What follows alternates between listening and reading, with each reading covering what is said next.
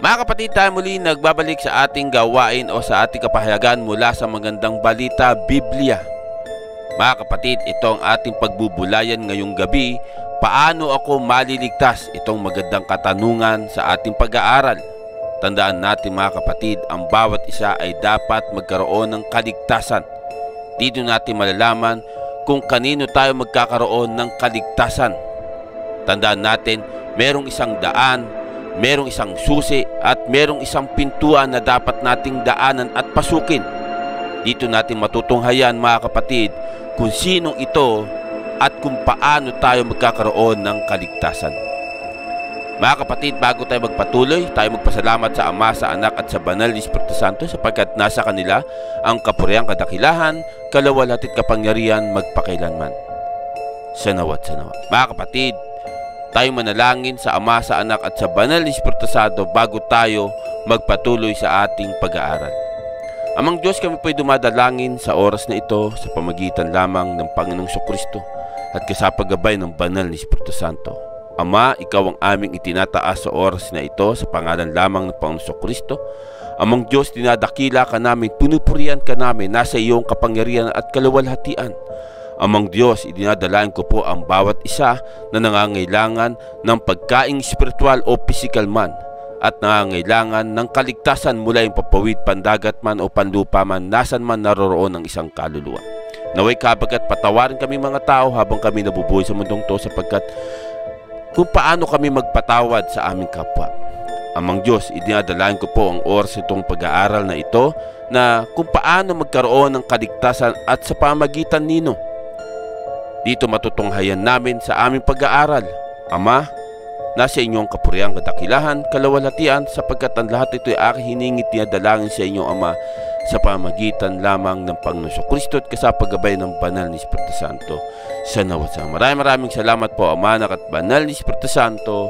Sanawat sanawa. Mga kapatid, tayo po ay magpatuloy sa ating gawain o sa ating kapahayagan. Ang tayo muli nagbabalik ating pag-usapan o ating pag-aralan. Paano ako maliligtas? Ito ang magandang katanungan sa ating pag-aaral o ating pagbulay-bulayin ang salita ng Diyos mga kapatid. Ang kasagutan ay ganito, ang isang simpleng ngunit pinakamahalagang tanong na maaring itanong ng sinuman ay paano ako maliligtas? Totoo naman mga kapatid, diba? Paano nga ba tayo maliligtas? Paano tayo magkakaroon ng buhay na walang hanggan? Tuloy, ito ay tumutukoy sa buhay na walang hanggan pagkatapos ng buhay pangsamantala sa mundo. Ibig sabihin mga kapatid, magkakaroon talaga ng kamatayang pisikal. Pero wag nating kalimutan yung ating espiritu na magkaroon ng buhay na walang hanggan mga kapatid. Yan ang natin tatandaan. So tuloy, wala nang mas mahalaga pang isyu kaysa sa ating patutunguhan pagkatapos ng ating kamatayan sa lupa. Totoo naman mga kapatid, di ba? Wala nang ibang dapat pag-usapan pa. Dahil lahat tayo ay mamamatay sa pisikal. Kaya wag nating kalilimutan yung kaligtasan na nararapat para sa atin. At wag tayo, mga kapatid, tandaan natin, wag natin tanggapin yung ikalawang kamatayan sa darating na paghuhukom. At tatandaan natin mga kapatid, lahat tayo ay bubuhayin mula sa mga libingan ng mga patay. So tuloy mga kapatid, tuloy tayo. Salamat na ang Biblia ay may malinaw na katuruan kung paano maliligtas ang sinuman. Totoo naman, lahat makikita nyo mga kapatid sa pamagitan ng banal na salita o ng Biblia kung paano tayo magkaroon ng kaligtasan kahit sino sa atin mga kapatid. Basta paniwalaan mo ang banal na salita o ang Biblia. Tuloy mga kapatid, ang bantay bilanggo sa Pilipos ay nagtanong kina Pablo at Silas. Gawa 16:30, ganito ang sinasabi mga kapatid.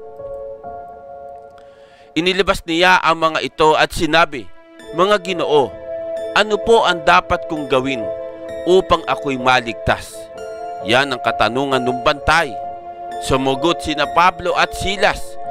Gawa 16:31, ganito ang mababasa natin mga kapatid.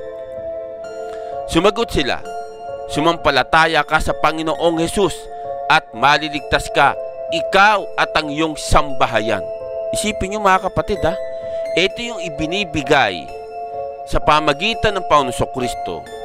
Sumampalataya ka at maliligtas ka at ang iyong sambahayan. Tandaan natin mga kapatid, no? Dito sa talatang ito, maaari nating isipin imposible. Hindi yung imposible mga kapatid eh. Bakit? Kasi tandaan natin mga kapatid, oras na sumampalataya ka, maaari mo ibahagi sa iyong ama, sa iyong ina, sa iyong kapatid, sa iyong pinsan, sa iyong kamag-anak. Maliban na lang kung hindi nila tatanggapin kung ano yung paniniwala mo na kung anong meron ka na paniniwala patungkol kay Kristo. Yan ang katotohanan na dapat natin tanggapin sa mundong ginagalawan natin mga kapatid. Tandaan natin, pumarito ang Panginoon Kristo hindi para pag-isahin ang lahat ng tao, kundi magkaiba-iba mga kapatid. Magkaroon ng pagkakaiba-iba. Bakit? Kasi nga mga kapatid, tandaan natin, merong mga tao na hindi naniniwala kay Kristo. Tandaan natin yan. At merong mga taong naniniwala at nananalig kay Kristo dahil yun ang kalooban ng Ama na nasa langit. Tandaan natin yan mga kapatid. Sa isang pamilya, laging may magkaibang relihiyon dyan.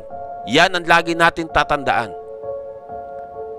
Pero sa ibang reliyon, talagang panatiko, lahat ginagawang kaisa nilang pananampalataya.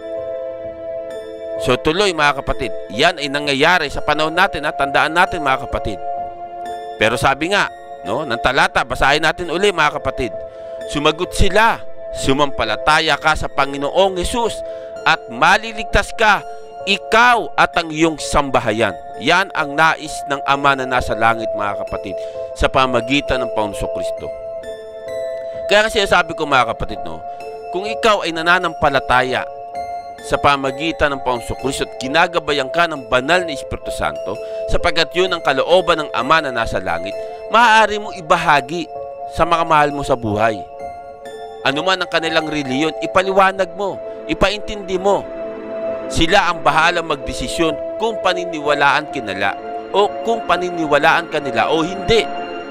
Di ba? Nasa kanila ang desisyon. Ika nga sa ating pag-aaral kagabi, di ba?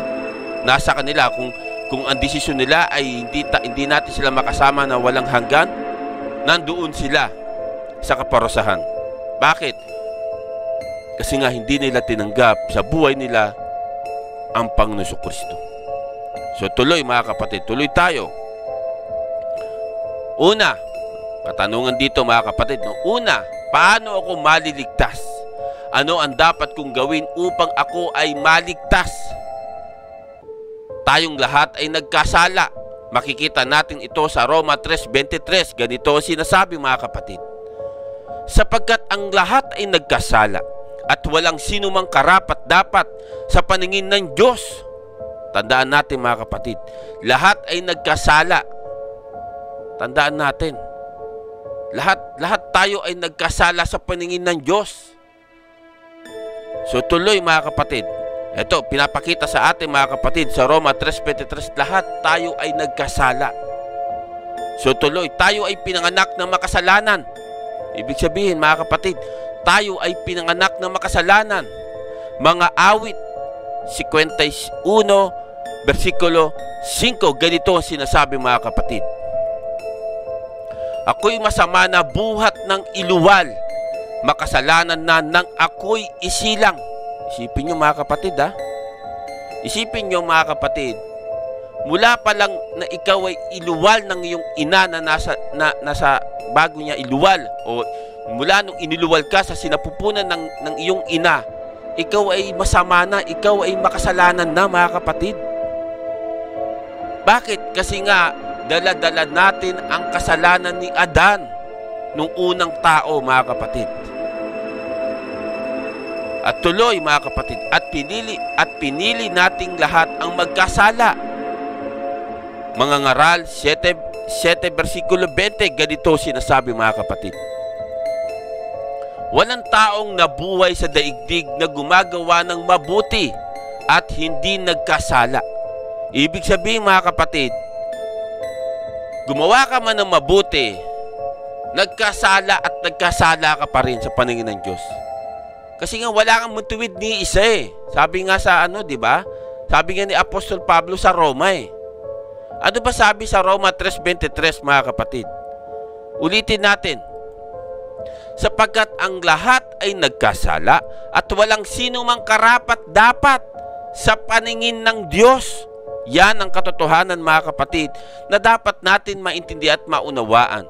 Na lahat tayo ay nagkasala. So tuloy, lahat tayo nagkasala. Unang 1:8. Ganito ang sinasabi mga kapatid. Kung sinasabi natin tayo walang kasalanan, dinadaya natin ang ating sarili at wala sa atin ang katotohanan. Glory to God mga kapatid. Glory to God. Bakit? Bakit kailangan mong itatwa o bakit mo ikaila na ikaw isang makasalanan? Di ba? Dinadaya mo lang sarili mo kung sinasabi mo ikaw mismo, ikaw ang nanonood, ay wala kang kasalanan. Ako, inaamin ko makasalanan ako eh. Yun ang aking katotohanan sa buhay ko. Makasalanan ako.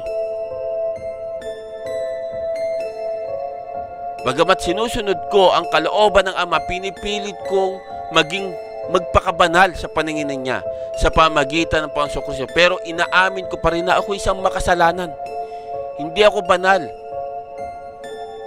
Pero pinipilit kong linisin ang aking puso sa pamagitan ng banal na Espiritu Santo. Dahil yun ang kalooban ng Ama na nasa langit sa pamagitan ng Panginoong Kristo. Tandaan natin yan mga kapatid. Dahil sa kasalanan, kaya tayo ay mapapahamak. Di ba? Tandaan natin mga kapatid. Dahil sa kasalanan, kaya tayo ay mapapahamak. Kasi oras na gumawa ka ng gumawa ng kasalanan, yun ang kapahamakan mo sa paningin ng Diyos. Lalo na kapag hindi mo tinanggap sa buhay mo si Kristo. Yan ang lagi natin tandaan. So tuloy, ang kasalanan ang naghihiwalay sa atin sa Diyos. Yan ang sinasabi ko mga kapatid. Diba? Ang kasalanan ang dahilan kung bakit tayo ay pupunta sa walang hanggang kapahamakan. Saan yun? Sa impyerno, mga kapatid. Diba? Doon ang kapahamakan sa apoy ng impyerno. Walang hanggang kapahamakan doon sa apoy ng impyerno, mga kapatid. Nawa, mga kapatid, nawa, wag naman sana tayo mapunta ron. So tuloy, mga kapatid, ikalawa, paano ako maliligtas mula saan ako maliligtas? Ibig sabihin, ang katanungan, paano ako maliligtas at mula saan ako maliligtas? Dahil sa kasalanan, nararapat na tayong lahat ay mamatay. Roma 6:23, ganito ang sinasabi mga kapatid. Sapagkat kamatayan ng kabayaran ng kasalanan, ngunit ang kaloob ng Diyos ay buhay na walang hanggan sa pamagitan ni Kristo Jesus na ating Panginoon. So dito mga kapatid, binibigyan tayo ng pagkakataon ng Diyos nang magkaroon tayo ng kaligtasan sa pamagitan nino? Sa pamagitan ng Panginoong Kristo Jesus. Kasi tandaan natin mga kapatid, balikan natin ang 6:23. Sapagkat ang kamatayan ng kabayaran ng kasalanan, tandaan natin mga kapatid, mamamatay ang ating pisikal na katawang ito. Itong pisikal na nakikita nyo, mamamatay ito, itong katawang lupang ito, mamamatay ito. Pero anong gusto ng Ama na nasa langit? Balikan natin mga kapatid. Anong sabi ni Apostol Pablo? Ngunit ang kaloob ng Diyos ay buhay na walang hanggan sa pamagitan nino? Ng Panginoong Kristo na ating Panginoon. Diba? Sa pamagitan ng Panginoong Kristo, magkakaroon tayo ng buhay na walang hanggan dahil yun ang nais ng Ama sa ating mga tao, mga kapatid. Ano ba yung ibig sabihin nun, mga kapatid? Yung buhay na walang hanggan, yun yung tatanggapin natin yung buhay na walang hanggan sa darating na paghuhukom. Na ayaw mapahamak ang ating kaluluwa doon, mga kapatid, sa kapahamakan, sa impyerno, mga kapatid. Kaya dapat natin tanggapin ang ating Panginoong Kristo bilang tagapagligtas, pinakapanganay sa lahat, bilang anak ng Diyos at Diyos sa ating buhay, mga kapatid. So tuloy, mga kapatid, tuloy natin. Habang ang isa sa resulta ng kasalanan ay kamatayang pisikal, ito yung sinasabi ko, mga kapatid. Hindi lamang ito ang uri ng kamatayan na dadanasin ng isang nagkasala sa Diyos. Ang lahat ng kasalanan ay nagawa laban sa walang hanggang Diyos. Ito'y makikita sa awit 51:4. Ganito ang sinasabi, mga kapatid. Sa iyo lang ako nagkasalang tunay, at ang nagawa ko'y di mo nagugustuhan o nagustuhan. Kaya may matuwid ka na ako'y hatulan, marapat na ako'y iyong parusahan. Diba, mga kapatid? Lahat makasalanan eh. Lahat nagkasala sa paningin ng Diyos. Narapat lang tayo'y parusahan. Pero dahil nga sa pagmamahal ng Diyos sa ating mga tao, binigyan niya tayo ng isang malaking pagmamahal sa pamagitan ng kanyang kaisa-isang bugtong na anak. Ang sino mang sumampalataya sa kanya ay hindi mapahamak, kundi magkaroon ng buhay na walang hanggan. Walang iba kundi ang Panginoon Jesucristo, mga kapatid. So tuloy, dahil dito, karapatang parusa na nagkasala ay walang hanggan. Di naman dahil ang hustisya ng Diyos ay walang hanggan. Tayo ay inililigtas mula sa walang hanggan sa kapahamakan. Mateo 25:46, ganito ang sinasabi, mga kapatid. Itataboy ang mga ito sa kaparusahang walang hanggan. Ngunit ang mga matuwid ay tatanggap ng buhay na walang hanggan. Isipin nyo, mga kapatid, ha? Ngunit ang mga matuwid ay tatanggap ng buhay na walang hanggan. So paano ka ba naging matuwid? Dahil tinanggap mo si Kristo sa buhay mo, mga kapatid.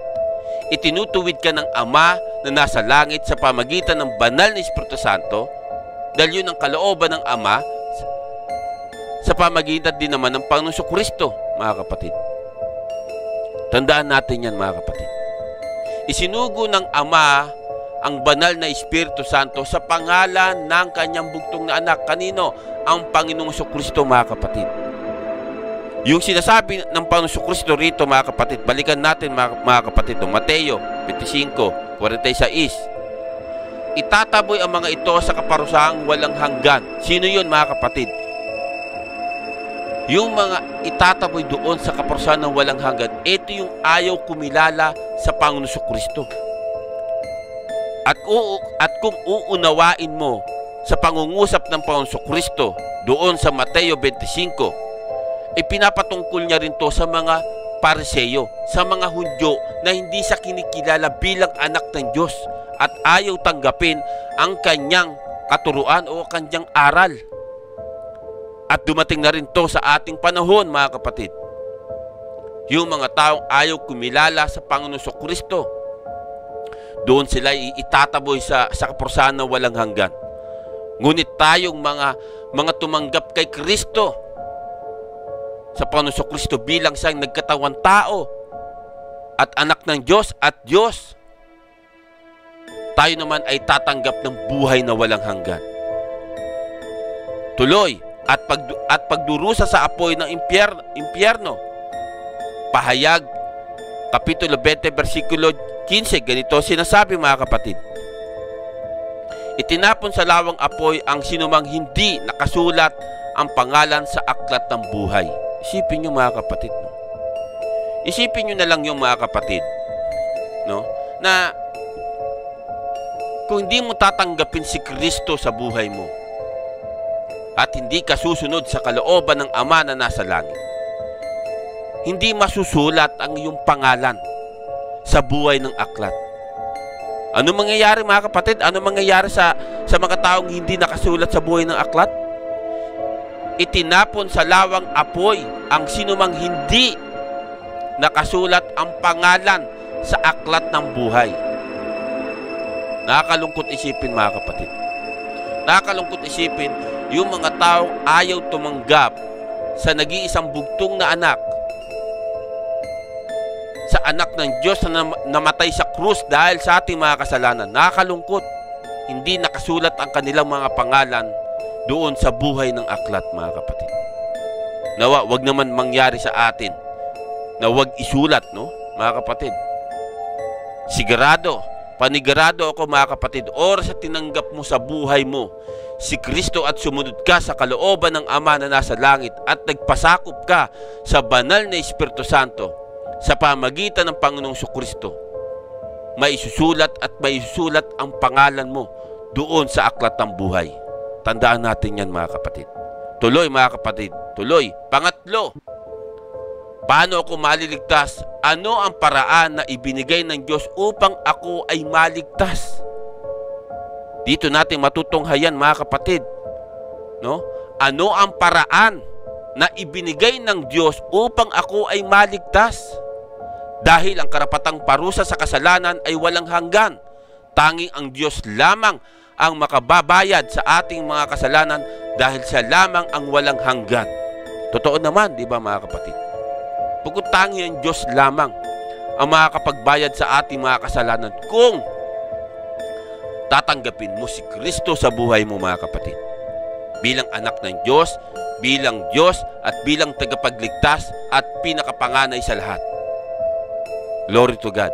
Tuloy, mga kapatid. Ngunit ang Diyos ay kanyang kalikasan bilang Diyos ay hindi maaring mamatay. Totoo naman, di ba, mga kapatid? Hindi naman. Ito nakakalungkot, mga kapatid. Bigyan natin ng konting pag-aaral to, mga kapatid. Sabi rito, no, ngunit ang Diyos sa kanyang kalikasan bilang Diyos ay hindi maaaring mamatay. Ito ay ginagamit ng mga Muslim. Ang katanungan na ito, kung si Kristo raw ay Diyos, dapat hindi siya namatay. Hindi naman siya namatay in spiritual Namatay sa bilang sa kapisikal na dapat mangyari rin sa ating mga tao. Yun ang hindi nila naiintindihan, mga kapatid.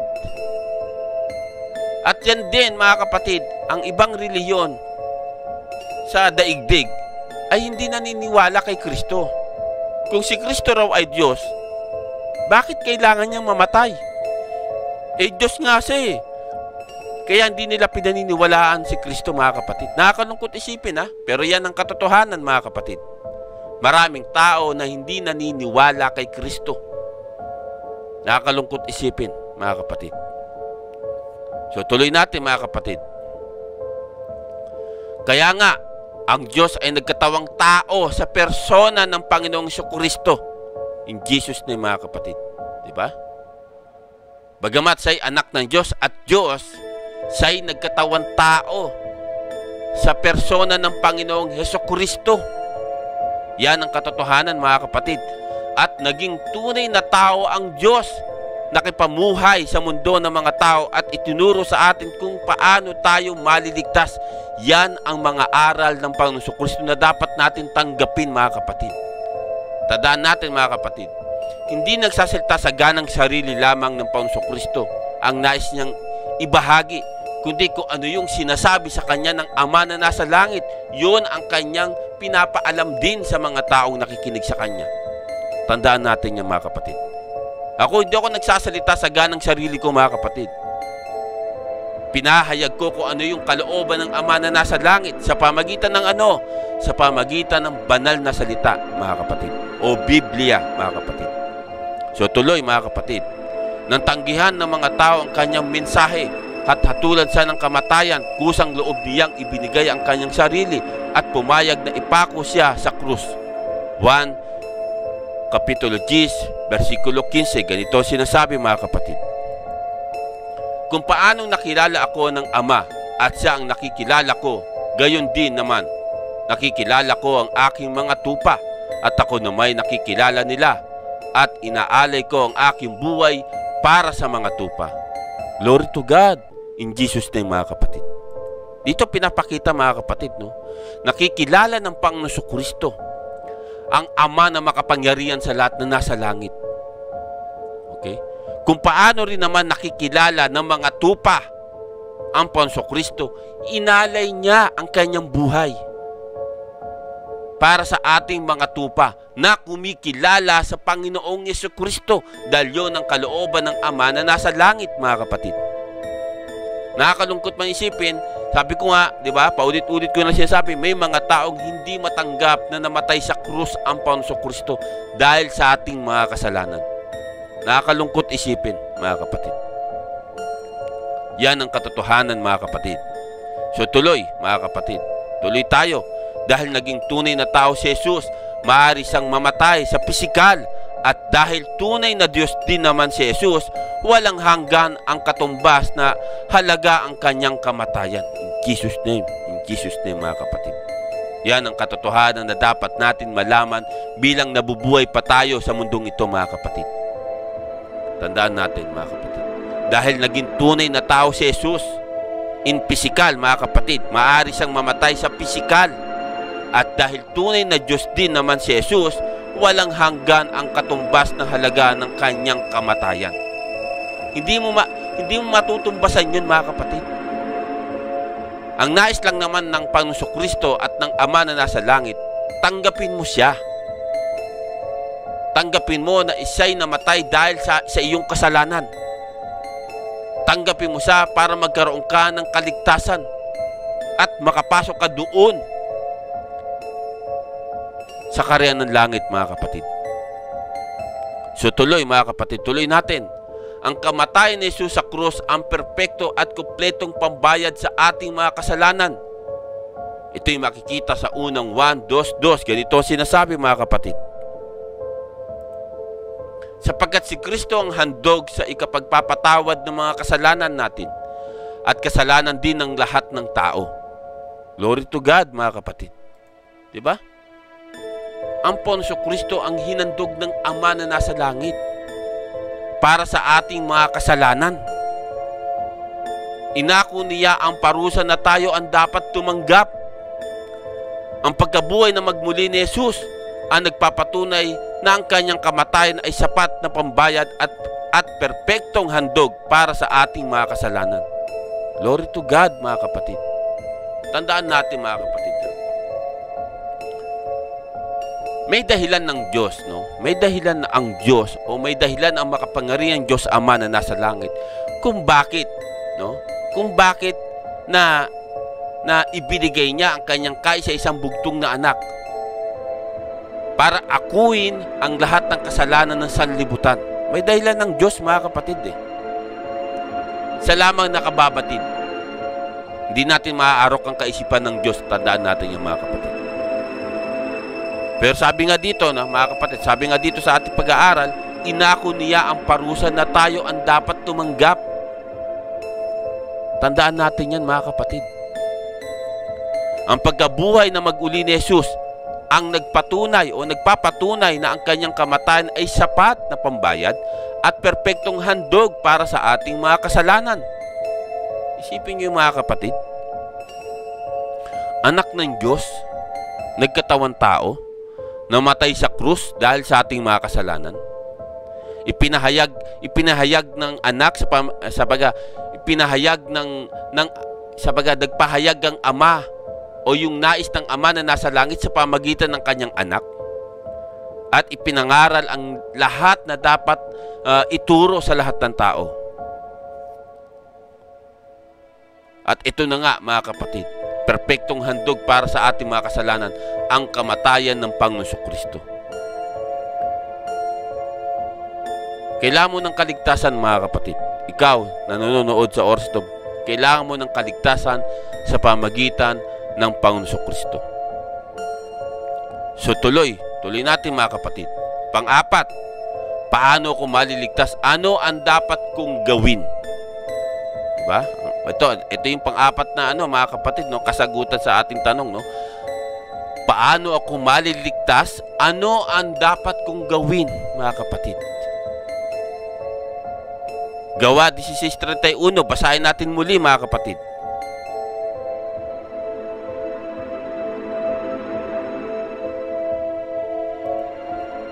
Sumagot sila, sumampalataya ka sa Panginoong Jesus, at maliligtas ka, ikaw at ang iyong sambahayan. Yan ang nais ng Ama, mga kapatid, na dapat mong gawin. Sumampalataya ka sa Panginoong Kristo. Yan ang nais ng Ama na nasa langit, mga kapatid. Manalig ka. Ano ba sabi ng Panginoong Kristo? Diba? Manalig ka sa akin at sa Diyos. Oh, mali. Sorry, I'm correct no mga kapatid. Manalig ka sa Diyos at sa akin. 1:14:1. Yan ang nais ng Ama na nasa langit.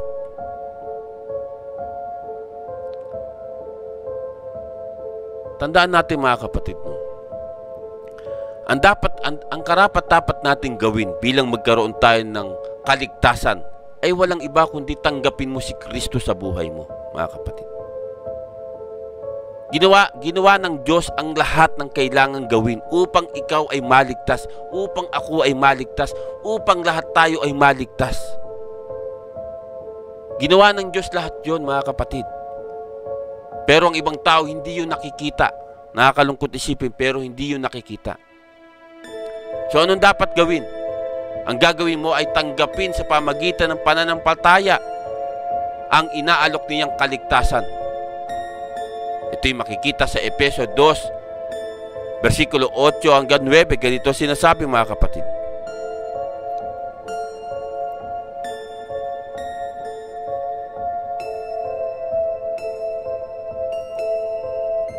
Dahil sa kagandaang loob ng Diyos ay naligtas kayo sa pamagitan ng iyong pananalig kay Kristo. At ang kaligtasang ito'y kaloob ng Diyos, hindi mula sa inyo. Hindi ito dahil sa inyong mga gawa, kaya't walang dapat ipagmalaki ang sinuman.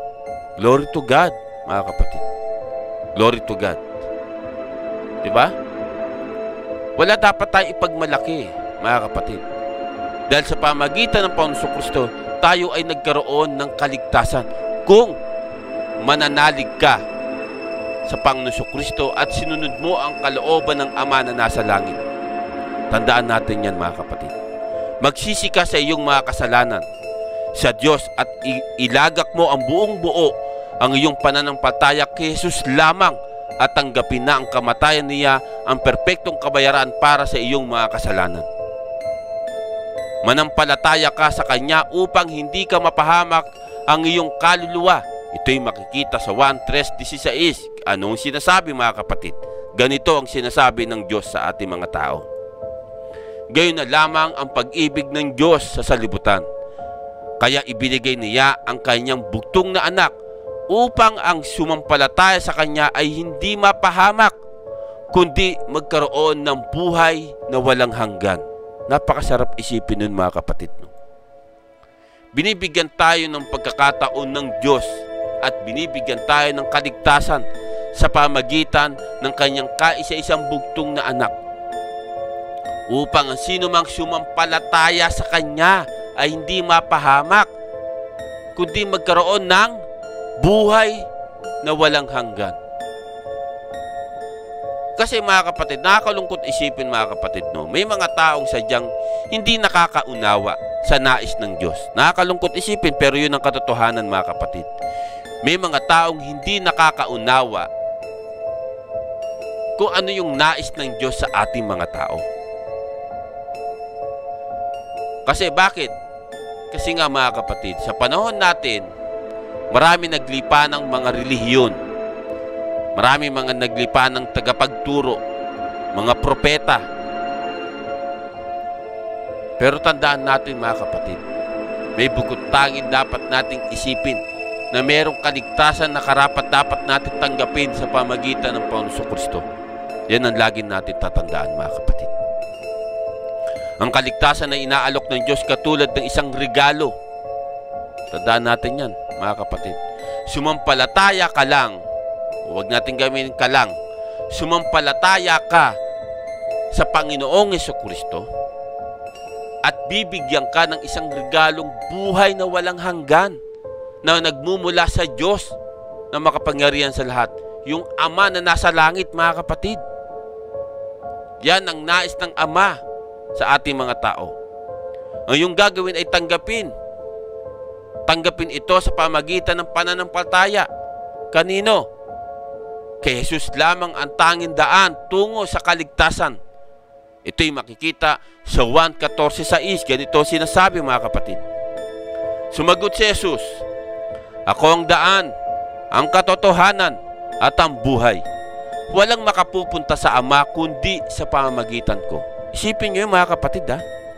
Walang makapupunta sa Ama kundi sa pamagitan lamang ng Panginoong Jesucristo.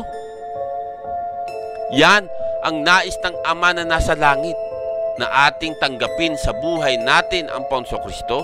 Bakit? Sapagkat, ano sabi rito ulit? Balikan natin. Ako ang daan, ang katotohanan at ang buhay.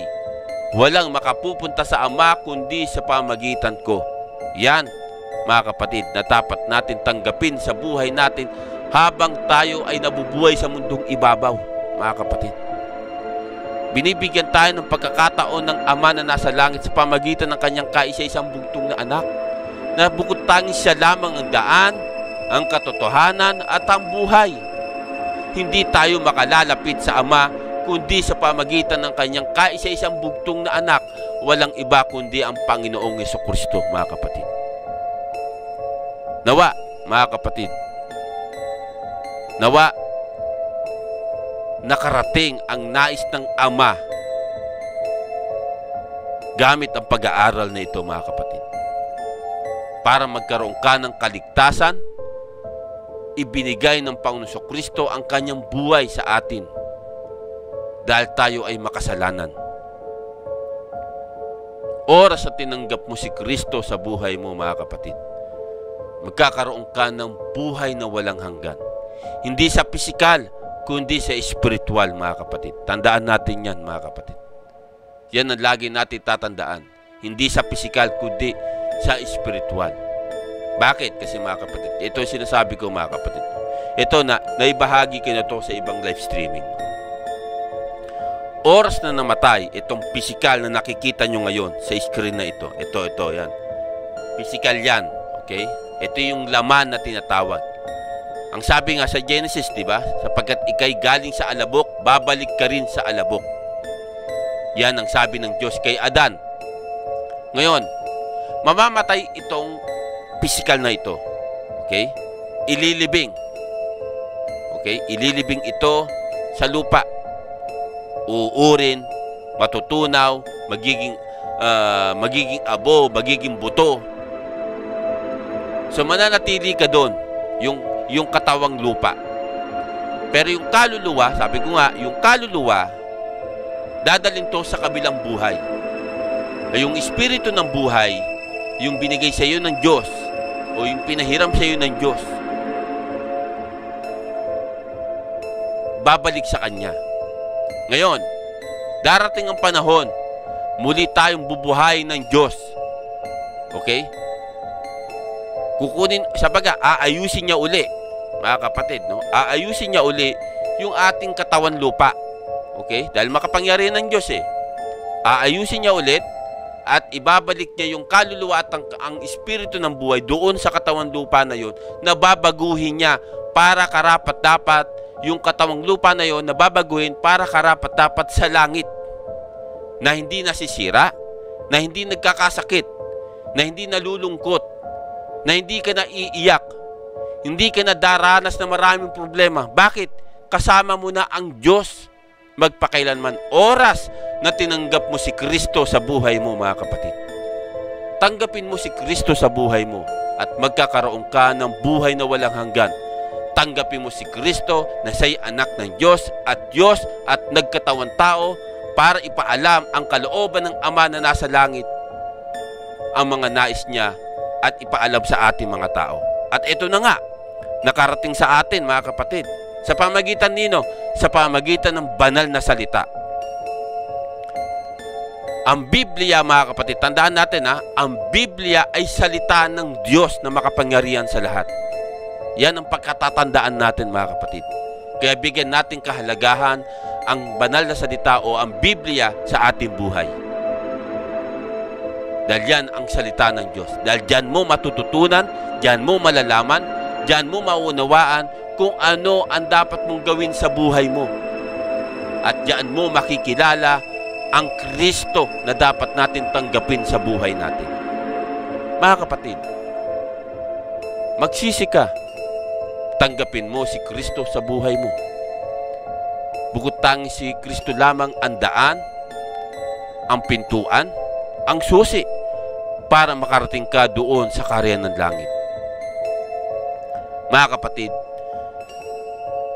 lagi kong sinasabi, ang layunin ng channel na ito ay ipabatid kung ano yung kalooban ng Ama na nasa langit. Yun lamang, yun ang nais ng Ama na nasa langit sa pamagitan ng Panginoong Kristo at gabay ng banal na Espiritu Santo. Yan ang nais ng Ama na nasa langit. Nawa, naunawa at naintindihan natin ang ating pag-aaral, mga kapatid, na kung paano ako maliligtas, o kung paano tayo maliligtas, o kung paano ikaw maliligtas. Walang ibang kaligtasan, mga kapatid, kundi ang Panginoong Kristo. Bakit? Kasi lahat nagkasala, lahat makasalanan. Pero dahil sa pagmamahal ng Diyos sa ating mga tao, ibinigay niya ang kanyang bugtong na anak, yung kanyang kaisa-isang bugtong na anak. Walang iba kundi ang Panginoong Kristo. Isinugo niya, pinababa niya, nagkatawang tao ang kanyang anak, lumaki, naging tao. Sabaga, ipinanganak, naging tao, lumaki, at ipinangaral ang tamang katuruan na nagmumula sa Ama na nasa langit.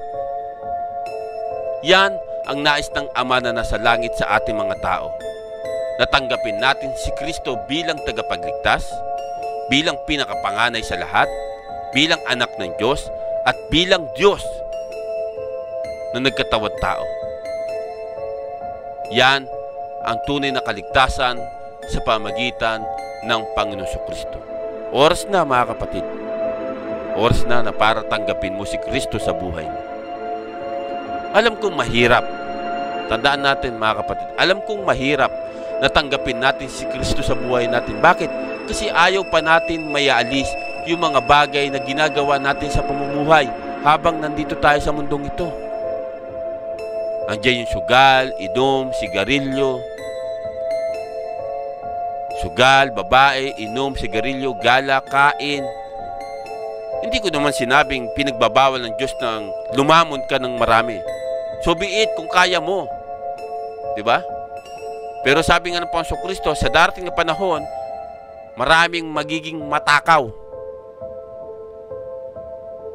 Maraming magiging matakaw. Saan? Sa paggawa ng kasalanan.